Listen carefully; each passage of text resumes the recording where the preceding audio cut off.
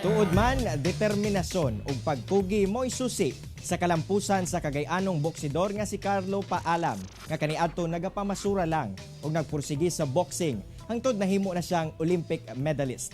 Atong sayron ang iyang kaagi sa report ni Ethel Ipanag. Dakong dungog gayud alang sa Pilipinas, ilabi na sa Cagayan de Oro City ang dala sa Cagayanong boksidor nga si Carlo Paalam. Humaniini mapildi ang kalaban ato sa quarterfinals sa men's flyweight division sa Tokyo Olympics 2020. Ang 23 anyos nga boksidor, tubong Bukidnon ug kasamtangang nagpuyo sa Upper Carmen sa Cagayan de Oro City. Matod sa amahan ni Carlo, nakasinati gayud sila og kalisod. Hinungdan nga nagapamasura kaniadto si Carlo sa Zayas Landfill. Nakapuyo mintaon og tangkal sa baboy. Labing klaro lang unya kuan pagyud pangitaon pa namo sa matagad adlaw ang among pagkaon. Aron lang nga maka kaon pod ang iyang mga isuon ug iyang kami ang mga ginikanan.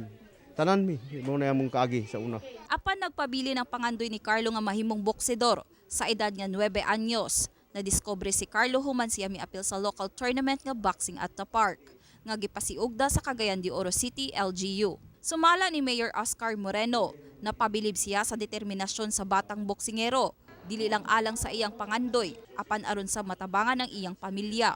He cried, no? I could feel it. Kay Carlos started from nothing at all, no? And naningkamot. Gikatakdang makaatbang ni Carlo ang Japanese boxer nga si Ryumi Tanaka alang sa semifinals ug mang adlawa ug panghinaot sa iyang pamilya nga masungkit ni Carlo ang gipangandoy nga gold medal. Kugi gini siya di bisan pag-anto siya sa kaning ilantan siya. Nagatraini siya. Mutrini gina siya bisag ilantan kung magparedyo siya trini gyapon para nga makuan niya nga maabot gyud niya ni nga pangandoy niya. Ako sa Ethel Ipanag para sa One Mindanao.